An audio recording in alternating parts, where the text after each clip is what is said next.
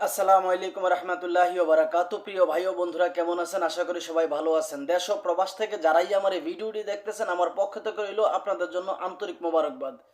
আমি চাই আপনারা সবসময় ভালো থাকেন, যে যেই দেশেই থাকেন না কেন, যে কাজই করেন না কেন, আপনারা যেন সবসময় ভালো থাকেন। আল্লাহ তাআলা রব্বুল আলামিনের কাছে এই প্রার্থনাই সবসময় করি, কারণ আপনারা আমার প্রিয় প্রবাসী ভাই। একজন প্রবাসী আরেকজন প্রবাসীর কষ্ট বুঝে। আপনি একজন প্রবাসী, আমিও একজন প্রবাসী, তার জন্য আপনাদের কষ্ট আমি বুঝি, যে আসলে এই গরমের মধ্যে প্রবাসীরা কতটুকু কষ্ট করে তার ফ্যামিলিকে চালানোর চিন্তা ভাবনা করে, বা তার ফ্যামিলি পরিচালনার চিন্তা ভাবনা করে। তো এই জন্য বললাম, আজকে কথা বলতে আসলাম তামান্না নামে একটা মেয়েকে নিয়ে। সে বলতেছে সে নাকি বেদে সম্প্রদায়ের মেয়ে। তো সে মেয়েটা, সে বলতেছে কালো হোক, সুন্দর হোক, জোয়ান হোক কিংবা বুড়া হোক, সে যেমনই হবে তেমনই সে মেনে নিবে, এবং কি যে তাকে সাহায্য সহযোগিতা করবে তাকেই সে বিবাহ করবে, যে তার পাশে দাঁড়াবে তাকেই সে বিবাহ করবে। আমার কথা হলো গিয়ে, কোনো মানুষ যদি সাহায্য সহযোগিতা চায়, তাহলে সে তার মুখে তখন ঠিকমতো কথা আসবে না। কোনো মানুষ যদি সাহায্য সহযোগিতার জন্য আসে, সে চাইবে খুব নর্মালভাবে, একেবারে একটা পিঁপড়া যখন রাস্তা দিয়ে হাইটা গেলে কেউ বুঝতে পারে না, ঠিক তেমনি একটা মেয়ে সাহায্য সহযোগিতা চাইবে। কিন্তু এই মেয়েটা, আপনারা আমার স্ক্রিনে দেখতেছেন যে এই মেয়েটা হাসতে হাসতে কথা বলতেছে। আপনি যখন বিপদে থাকবেন, তখন আপনার মুখ দিয়ে ঠিকমতো কথা আসবে না। আপনি হাসবেন দূরের কথা, আপনার মুখে তো কথাই আসবে না।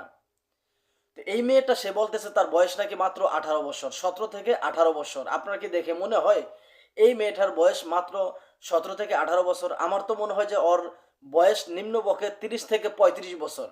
এটা আমার মনে হয়। আপনাদের মনে কি হয়? আমার ভিডিওর কমেন্ট বক্সে আপনারা লিখে যাবেন যে আসলে এই মেয়েটার বয়স কত হতে পারে। তো এই মেয়েটা বলতেছে তার বয়স নাকি মাত্র 17 থেকে 18 বছর। আমি জানি যে কখনোই বেদের সম্প্রদায়ের মেয়ে কিংবা যে সমস্ত প্রতিবেদনের মেয়ে আছে, তারা কখনোই তাদের বয়সটা প্রতিবেদনে প্রেজেন্ট করতে চায় না, যে তার বয়সটা অরিজিনালি কত। এটা কোনো মেয়েই প্রেজেন্ট করতে চায় না। একটা ছেলে যতটুকু খুব সহজে একটা মেয়েকে বিবাহ করে, একটা মেয়ে কিন্তু ততটুকু কঠিনভাবেই একটা ছেলেকে বিবাহ করে। একটা মেয়ে যখন বিয়ের কোনো কথা হয়, তখনই সেই মেয়ে ওর ছেলেটার 14 গোষ্ঠীর খবর নেয়। ছেলে কি করে, ছেলের বেতন কত, ছেলে কি কাজ করে, ছেলে কোথায় থাকে, ছেলে দেখতে কেমন, ছেলের চরিত্র কেমন, ছেলে কোন বন্ধু বান্ধবের সাথে চলে, সব কিছু কিন্তু A to Z একটা মেয়ে বা একটা মেয়ের ফ্যামিলি সবসময় খোঁজ নেয়। কিন্তু একটা ছেলের ফ্যামিলি এতটুকু খোঁজ নেয় না। তো এই জন্য বললাম যে আপনারা সবসময় এই সমস্ত মেয়ে থেকে দূরে থাকবেন, যেই সমস্ত মেয়ে প্রতিবেদনের নামে ডিজিটাল ভিক্ষা করে। কেননা বর্তমান সময় এমন একটা সিচুয়েশনে আমরা পড়ে গেছি, বা এমন একটা সময় আমরা দুনিয়ার মধ্যে আসছি, ওদের প্রতিবেদন দেখলে মনে হয় যে আসলে ওদের সময় আমরা পৃথিবীতে এসে ভুল করছি। ওরা যেভাবে আমাদেরকে ধোকা দেওয়ানোর চিন্তা ভাবনা করে, ওরা কখনো অনলাইনে স্বামী খুঁজতে আসে না, শুধু ক্ষণিকের জন্য আমাদেরকে বিনোদন দিতে আসে, এবং কি আমাদের টাকা হাতায় নেওয়ার চিন্তা ভাবনার জন্য আসে। এবং কি পাশে যে ইউটিউবার থাকে, সেও কিন্তু এটার সাথে জড়িত। শুধু ইউটিউবার না, এই চ্যানেলের সাথে যেই সমস্ত চ্যানেলে মেয়েদের প্রতিবেদন আপলোড করা হয়, সেই চ্যানেলের সাথে যত মানুষ সম্পর্ক জড়িত আছেন, তারা সবাই কিন্তু প্রতারক চক্রের সদস্য। আমাদের বাংলাদেশে তো এমন কোনো যদি সিস্টেম থাকতো যে আসলে যেই সমস্ত মানুষ মানুষের ক্ষতি করার চিন্তা ভাবনা করে, বা মানুষের উপর ধান্দা করার চিন্তা ভাবনা করে, তাদের নামে মামলা হবে, এমন যদি কোনো চিন্তা ভাবনা এমন যদি কোনো আইন থাকতো বাংলাদেশে, তাহলে হয়তো এত প্রতিবেদন হইতো না। বর্তমান সময়ে আজকে আমি জুমার নামাজ পড়তে গেলাম, জুমার নামাজ শেষ করে জুতাটা শুধু বাইরে রাখে আমি 2 রাকাত নামাজ পড়লাম, ফরজ নামাজটা পড়লাম। নামাজটা শেষ করে জুতাটা পায়ে দিয়া দেখি জুতাটা এতটাই পরিমাণ গরম হয়েছে, মনে হয় আর 2 মিনিট থাকলে জুতাটা এই জায়গায় গইলা যেত গা। এত গরম পড়ে বর্তমান সময়ে।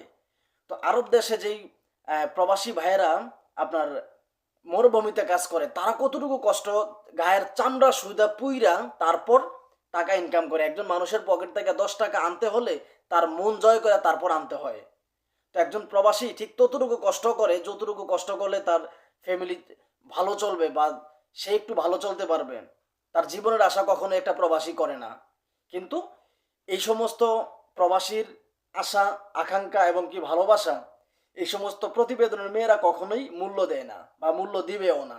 ওরা এই সমস্ত, ওরা শুধু এতটুকু জানে যে পরের টাকা এমবি রিচার্জ করো, পরের টাকায় ফোন কিনো, পরের টাকায় সিম কিনো, কিনা তারপর প্রতিবেদনের নামে ডিজিটাল ভিক্ষা করো, এবং কি প্রতিবেদনের মধ্যে একটা ইলেকট্রনিক সেলাই মেশিন চাই, বা প্রত্যেকটা মানুষকে প্রত্যেকটা প্রতিবেদনের মেয়ে কিন্তু প্রতিবেদন আইসাই কিন্তু বলে যে আমি কেউ যদি আমাকে একটা ইলেকট্রনিক সেলাই মেশিন কিনে দিত তাহলে আমারটা দিয়ে আমি চলতে পারতাম। ক্যারে ইলেকট্রনিক সেলাই মেশিন লাগবে কেন? পায়ে চাপা কি সেলাই মেশিন নাই? আর ওরা এই সমস্ত চাইবে কেন? একজন মানুষ যদি খাইতে না পারে, আল্লাহ তাআলা রব্বুল আলামিন একটা মানুষকে পৃথিবীতে পাঠানোর ৬,০০০ বছর আগে তার রিজিকটা লেখছে। তাহলে আমরা প্রতিবেদনের নামে ডিজিটাল ভিক্ষা করবো কেন? আল্লাহ তাআলার কাছে চাইবো। নিশ্চয়ই আল্লাহ তাআলার কাছে কোনো কিছুর অভাব নাই। তাহলে আল্লাহ তাআলার কাছে না চাইয়া আমি মানুষের কাছে চাইবো কেন? এটা আসলে ওদের হচ্ছে একটা কৌশল, মানুষের কাছ থেকে ধান্দা করার একটা কৌশল। তো এই জন্য বললাম, ইতিমধ্যেই কিন্তু আমার নামে সমালোচনা করা শুরু হয়ে গেছে।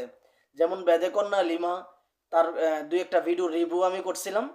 ও আর ওর পাশে যে ইউটিউবার আছে সে সহ বলতেছে আমি নাকি ধান্দাবাজ, প্রতারক, চিটিংবাজ। তারা এটা বলতেছে। তো আমি জানি যে আমাকে নিয়ে যে সমালোচনা হবে সেটা আমি ভালো করেই জানি। তবে সমালোচনা করলেও আমি পিছপা কখনোই হব না, কারণ আমি কাপুরুষ না। আমি সেই শিক্ষা পাইনি, বা আমার বাবা মা সেই শিক্ষা দেয় নাই কখনো পিছন থেকে পালিয়ে যাওয়া। আমি বীর পুরুষের মতো প্রতিবাদ করবো ইনশাআল্লাহ। তো এই ভিডিওটি বানানো হয়েছে শুধুমাত্র সতর্কমূলক, কাউকে উদ্দেশ্য করে বানানো হয়নি। প্লিজ কেউ খারাপ মন্তব্য করবেন না। ভিডিওটি ভালো লাগলে একটা লাইক, একটা কমেন্ট, শেয়ার করে আপনার টাইমলাইনে রেখে দিবেন, যেন পরবর্তীতে কোনো মানুষ দেখে একটু হলেও উপকৃত হয়।